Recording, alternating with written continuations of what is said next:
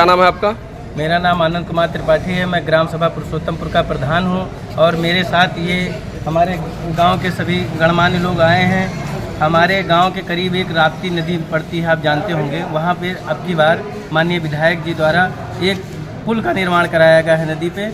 उस पुल बन जाने के कारण नदी का जो पानी निकलता है वो सीधे गांव पुरुषोत्तमपुर के सीधे उस पे आ रहा है गांव पे।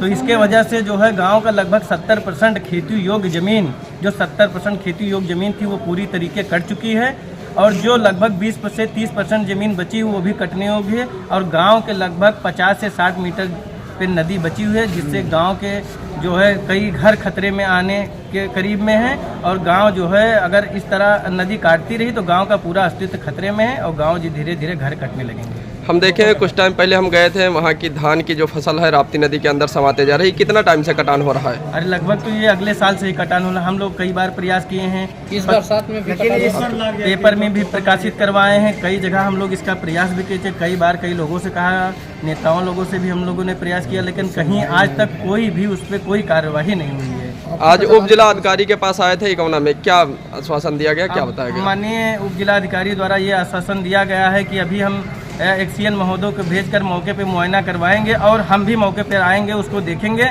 उसके बाद उचित कार्यवाही की जाएगी।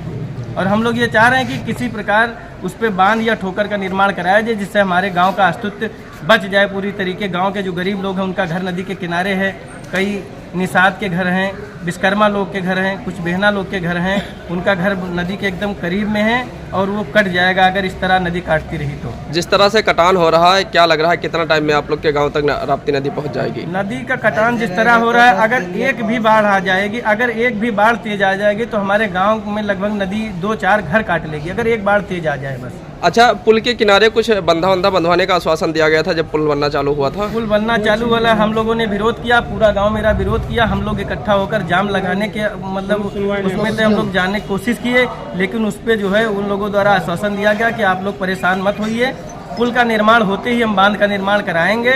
लेकिन आज तक कोई निर्माण बांध वो एक्सीएन द्वारा किसी द्वारा कोई कार्रवाई नहीं। अच्छा, जब राप्ती नदी का जल भरता होगा तो आप लोग के गांव में पानी चला जाता होगा? गांव में पानी चला जाता है और गांव में क्या, घरों में लोगों के जो गांव के करीब में नदी के किनारे उनके घरों में कमर तक पानी भर जाता है। उच्च अधिकारियों से क्या कहना चाहते हैं इस मामले में? उच्च अधिकारियों से हम यही निवेदन करना चाहते हैं, अपने गाँव की तरफ से, अपने समाज की तरफ से यही निवेदन करना चाहते हैं कि गाँव के किनारे बांध का निर्माण कराया जाए और गांव का बचाव कराया जाए, जिससे गांव का अस्तित्व बच जाए। हाँ साहब, 3 ठोकर बन जाए तो घर बच जाए। हाँ, 3 ठोकर बन जाए, बहुत खतरे पर है। बांध एक ठोकर बन जाए, बांधो बन जाए। अच्छा, आप कितने लोग यहाँ मिलकर आए हो ज्ञापन देने? उप जिला अधिकारी कितने लोग, पूरा गांव के आए हो, कितने लोग? हाँ, कम से कम 25-30 आदमी आए हैं साहब। अच्छा, क्या मांगे रखते हो आप लोग? साहब ठोकर बांध दीजिए, बांध दीजिए तो गाँव बच जाए।